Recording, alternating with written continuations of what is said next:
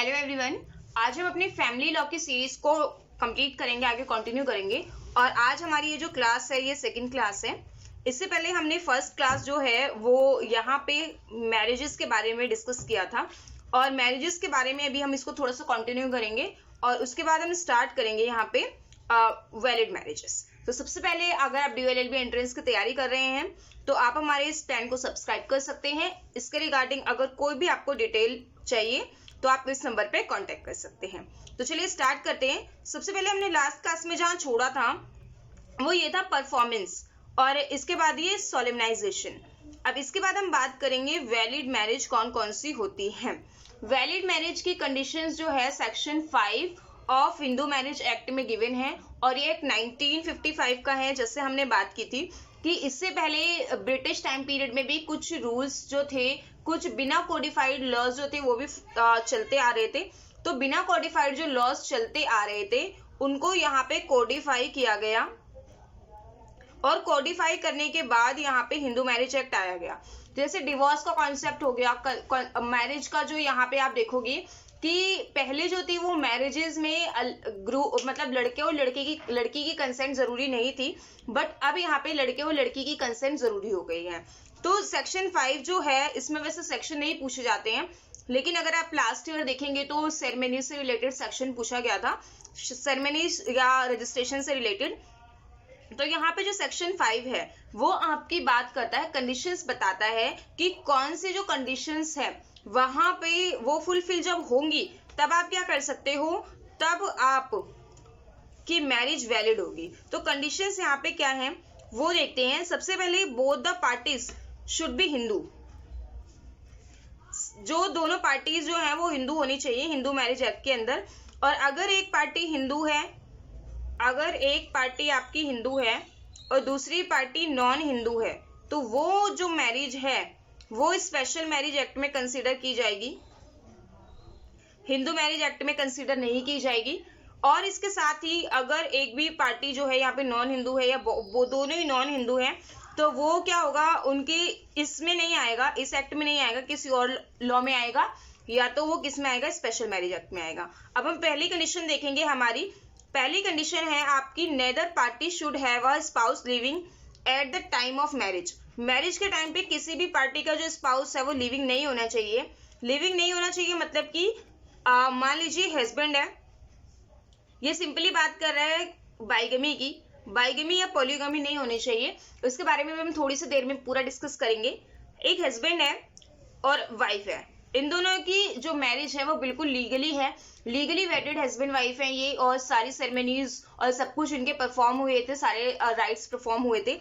तो अगर इसमें से हस्बैंड या वाइफ क्या करता है, सेकेंड मैरिज परफॉर्म करता है, सेकेंड मैरिज परफॉर्म करता है और सेकेंड मैरिज परफॉर्म करने के टाइम पे जब ये सेकेंड मैरिज परफॉर्म कर रहा है तो ये फर्स्ट वाइफ या हस्बैंड के साथ पूरी तरह से लीगली वेटेड है और उसके लिविंग होते हुए जब वो दूसरी मैरिज करता है यहाँ पे तो सेकेंड जो मैरिज है वो पूरी तरह से वॉइड होती है और ये क्या है, प्रोहिबिटेड है। इसमें अराउंड 2 साल की सजा है IPC में और इसमें ये जो आप देखोगे इसे बाइगमी कंसिडर किया जाता है।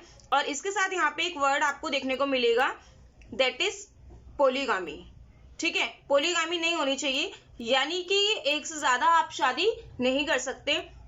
यहाँ पे जो है एक ही शादी हिंदू मैरिज एक्ट में अलाउ है और हस्बैंड और वाइफ दोनों के लिए एक ही शादी हिंदू मैरिज एक्ट में अलाउड है। अब इसके बाद यहाँ पे नेक्स्ट देखेंगे हम, ये पहली कंडीशन थी बाइगमी की। सेकेंड जो आपकी कंडीशन है वो है किसी भी टाइम, यहाँ पे इस कंडीशन में कुछ कंडीशंस बताई गई हैं, मैरिज की किसी भी टाइम, ठीक है, कोई भी पार्टी जिस टाइम मैरिज हो रही है कोई भी पार्टी अनसाउंडनेस ऑफ माइंड ना हो।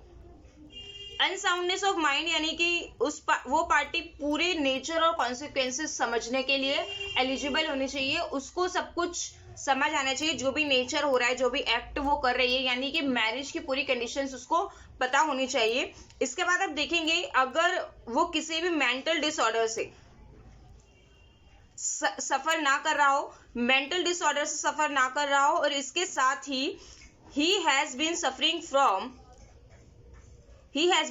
from a mental disorder of such nature or to such a degree as to be unfit for marriage। या तो वो किसी ऐसी डिग्री में है या ऐसे या ऐसे मेंटल डिसऑर्डर में है जिसमें वो मैरिज के लिए अनफिट है, और प्रोक्रिएशन ऑफ चिल्ड्रन, अगर चिल्ड्रन को प्रोक्रिएट करने में अनफिट है, तो यहाँ पे वो ऐसा नहीं होना चाहिए, मतलब ठीक है, ऐसा नहीं होना चाहिए at the time of marriage. तो he has been subject to recurrent attack of insanity और एपिलेप्सी। इसमें लेप्रेसी जो है, लेप्रेसी पहले एक डिवोर्स का ग्राउंड था, लेप्रेसी डिवोर्स का ग्राउंड था, बट अब वो हट चुका है। तो लेप्रेसी अगर है भी तो यहाँ पे आप क्या कर सकते हो, वो आप उसके बेसिस पे डिवोर्स नहीं ले सकते। और अब इसमें नेक्स्ट क्या है, if a party to marry is not suffering from any defect at the time of marriage but fails ill mentally after the marriage, there is no violation of the above mention condition. ये जो सारी condition है ये क्या होनी चाहिए, before marriage होनी चाहिए। अगर आफ्टर मैरिज है तो आफ्टर मैरिज यहाँ पे जो है वो कंसीडर नहीं की जाएगी, बिफोर मैरिज होनी चाहिए। तो दूसरी कंडीशन तो ये हो गई। अब आपकी तीसरी कंडीशन है, the bride groom must have completed the age of. यहाँ पे ये जो मेंशन है एज ये पुरानी है, लड़के की एज 21 साल, लड़की की 21, सॉरी अब तो लड़की की भी 21 की होने के लिए वो बिल आ चुका है, तो यहाँ पे 18 लिखी है, बट आप इसको एग्जाम से पहले करेक्ट करके जाइएगा। ये दोनों जो है अब अराउंड 21 होने के लिए पूरी तरह से है। अब इसमें एज जो है वो बहुत मैटर करती है। एज के साथ मैं आपको एक चीज बता दूं कि एज जो है, अगर मान लीजिए माइनर है, माइनर की मैरिज जो है वो चिल्ड्रन मैरिज और रिस्ट्रेनिंग एक्ट है उसमें वैसे पनिशेबल दी है, बट मैरिज चिल्ड्रन की जो मैरिज है वो आपकी जो है वो वैलिड होती है। आपने देखा होगा कि काफी जो सोसाइटीज होती हैं वहां पे माइनर मैरिज हो जाती है। राजस्थान है और भी काफी सारे ऐसे स्टेट हैं, कई अच्छे मतलब स्टेट में काफी अच्छी जगह में भी कुछ कुछ ऐसी मतलब होती है फैमिलीज जहाँ पे माइनर मैरिज कर देते हैं। या तो अगर 18 साल लड़की की तो 17 में कर दी, ज्यादा भी माइनर नहीं 17 में कर दी। तो यहाँ पे ऐसी कंडीशन में क्या होती है, वो मैरिज जो है वो आपकी वैलिड कंसिडर की जाती है, बट प्लस में वो मैरिज पनिशेबल होती है। जो शादी करवाता है उसको अराउंड यहाँ पे 2 साल तक की सजा हो सकती है, फाइन वगैरह है 1-2 साल की सजा। तो ये ऐसी चीजें होती हैं। इसके बाद नेक्स्ट जो चीज है कि the parties to the marriage should not be within the degree of prohibited relationship. Prohibited relationship जो है यहाँ पे आप देखेंगे कि हर चीज में प्रोहिबिटेड रिलेशनशिप के साथ आपको क्या दिया जाएगा, कस्टम और यूजेस भी दिया जाएगा, कि कस्टम और यूजेस जब तक कस्टम और यूजेस उसे प्रिवेल ना करे। अगर कस्टम और यूजेस यानी कि अगर आपके कस्टम में अलाउ है, जैसे मुस्लिम में आप देखोगे कि भाई बहन में शादी होती है, तो यहाँ पे हिंदू में अलाउ नहीं है, हिंदू में ये चीज अलाउ नहीं है, तो यहाँ पे प्रोहिबिटेड रिलेशनशिप में नहीं होना चाहिए। जैसे कि हिंदू में भाई बहन की शादी नहीं होती है, प्रोहिबिटेड रिलेशनशिप में आप देखेंगे कि 2 person are related to each other in the following in manner they are said to be fall the degree of prohibited relationship। prohibited relationship इससे आप अभी समझेंगे तो आपको सेमेस्टर में भी बहुत हेल्पफुल होगा।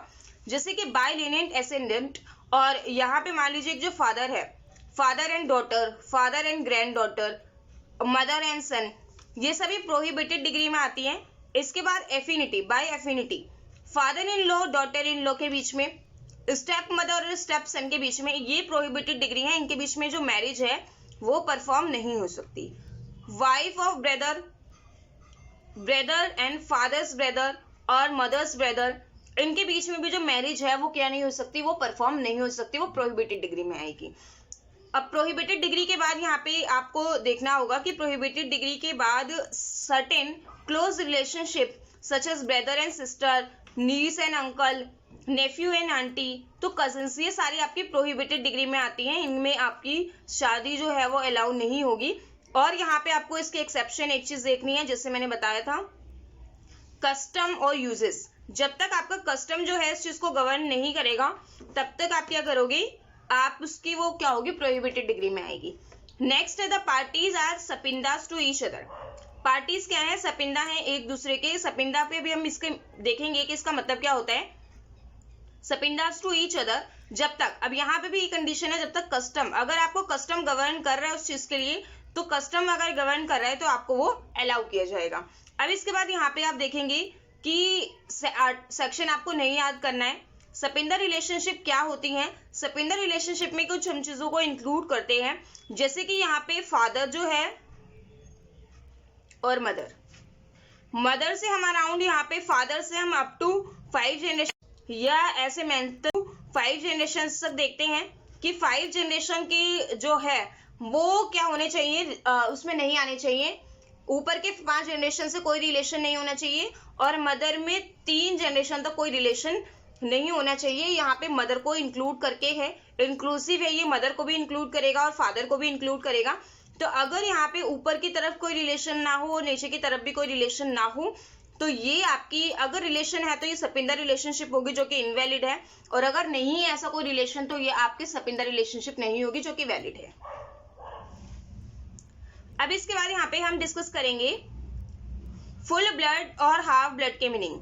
ठीक है, यहाँ पे इसमें क्वेश्चन आता है कि फुल ब्लड क्या है। फुल ब्लड वो होते हैं जब उनके मदर और फादर, ठीक है, दोनों के एक जो चाइल्ड है उसके मदर और फादर सेम होते हैं। सॉरी, दो चाइल्ड है यहाँ पे, एक चाइल्ड दूसरा चाइल्ड, चाइल्ड 1 चाइल्ड 2, इनके मदर और फादर सेम है, ये फुल ब्लड हो जाएंगे। ठीक है, लेकिन हाफ ब्लड कौन होंगे? जिनके फादर तो सेम है बट मदर अलग अलग है। फादर सेम है बट मदर अलग अलग है, ये हाफ ब्लड होंगे। इसके बाद आप देखेंगे कि यहाँ पे यूट्राइन ब्लड, इसमें क्या होता है कि मदर तो सेम है बट फादर अलग अलग है। मदर आपकी सेम है इन दोनों की बट फादर अलग अलग है, ये आपकी है यूट्राइन आपके ब्लड। ठीक है, इसके बाद यहाँ पे इलेजिटिमेट चाइल्ड जो होते हैं, जो एक वैलिड मैरिज के थ्रू बॉर्न नहीं होते, वो आपके इलेजिटिमेट चाइल्ड होते हैं। और हिंदू मैरिज एक्ट के रिगार्डिंग ये एक नोट टाइप आप करके इसे लिख लीजिए। नोट टाइप में आप देखेंगे कि जो हिंदू मैरिज एक्ट है आपका, हिंदू मैरिज एक्ट सम कुछ शेड्यूल्ड ट्राइब्स जो ऐसी हैं, शेड्यूल्ड ट्राइब्स जो आर्टिकल 366 में, इंडियन कॉन्स्टिट्यूशन के 366 आर्टिकल में गिवन है, उनमें भी जरूरी नहीं है एप्लीकेबल हो।